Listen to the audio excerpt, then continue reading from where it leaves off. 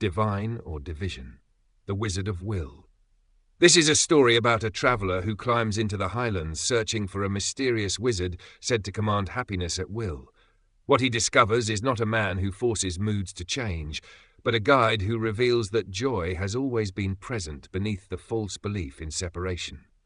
At the far edge of the kingdom of Solmere, there rose a region of winding cliffs, hidden caves, and silver pine forests called the Heights of Choice. People said a wizard lived there. Some called him strange, some called him holy, most called him the Wizard of Will. Travellers went looking for him whenever life felt heavy. One such traveller was Caelan. He arrived at the mountain road carrying too much, a satchel of regrets, a notebook full of goals, 3 disappointments from the last year, and a familiar thought. If I could just change myself enough, maybe I could finally be happy. At the foot of the trail stood a weathered wooden sign. One arrow pointed left, division.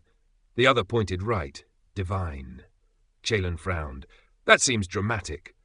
An old woman selling tea nearby smiled, only because you think the choice is outside you.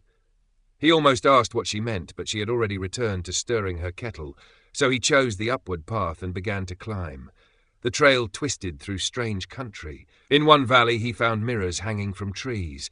Each reflected a different version of him, successful, admired, powerful, rejected, lonely, wounded.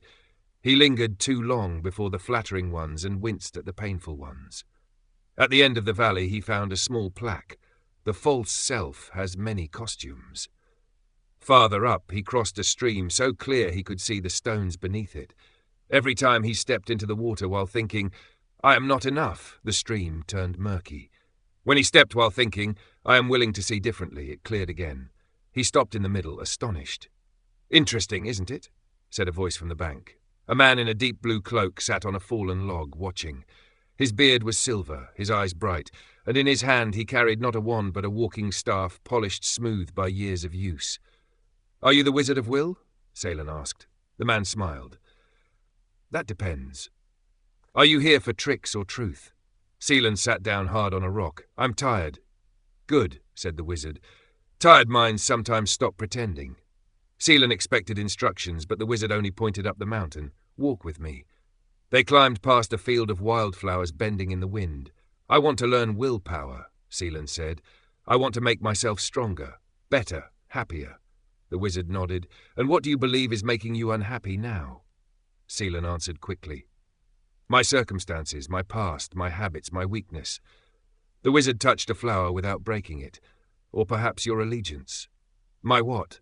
"The will you keep joining." Caelan looked confused. "I only have one will." "In truth, yes," said the wizard.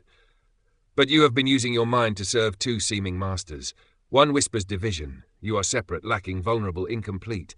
The other remembers the divine. You are included in the one, created whole, never cut off from love." They reached a stone overlook where clouds drifted below them like a second ocean. The wizard drew a circle in the dust. "One will," he said. Then he drew smaller broken lines outside it. "These are the wishes of the false self. Be safer, be admired, be different, be enough by becoming something else." Caelan stared at the drawing. "I've been willing myself worry. Yes. I've been willing myself weakness. Yes. And sadness?" The wizard looked at him kindly. "You have been believing thoughts that produce sadness, but belief can be withdrawn." Caelan's chest tightened. "So I can just choose happiness?" "Not by forcing a mask over pain. True will is not the power to dominate your moods. It is the willingness to stop serving what hurts you." They walked again. At last they reached a round stone tower with no roof, open to the sky. At its centre stood a still pool. The water reflected whatever leaned over it. "Look," said the wizard. Caelan saw his face. Then it shifted into all the roles he had chased, the achiever, the failure, the abandoned one, the special one, the afraid one. "They all seem like me," he whispered. "They are costumes of division," the wizard said. "Useful only until you notice you are wearing them. How do I take them off?" The wizard smiled. "By no longer worshipping them." Caelan sank beside the pool. A laugh rose in him unexpectedly. "All this time I thought happiness was somewhere ahead of me. And now? It feels more like it's been covered." The wizard nodded. "Exactly. The divine is not elsewhere. The one will has never been broken. The Son of God does not manufacture joy. He remembers it." For a long time they sat in silence. Wind moved through the tower. Birds crossed the open sky above them. At last Caelan said, "So every moment is divine or division." The wizard tapped his staff once against the stone.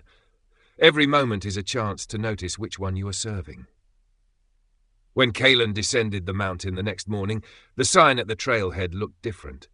Division on one side, divine on the other. But now he understood the arrows were pointing inward.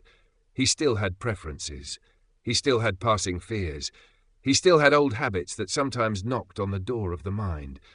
But he had met the Wizard of Will, and the meeting had shown him something greater than personal power. He had discovered that will, joined with truth, becomes willingness. Willingness clears the mind. And beneath every fearful self-concept, happiness is already here. May we sing, rest, and dance our way home together.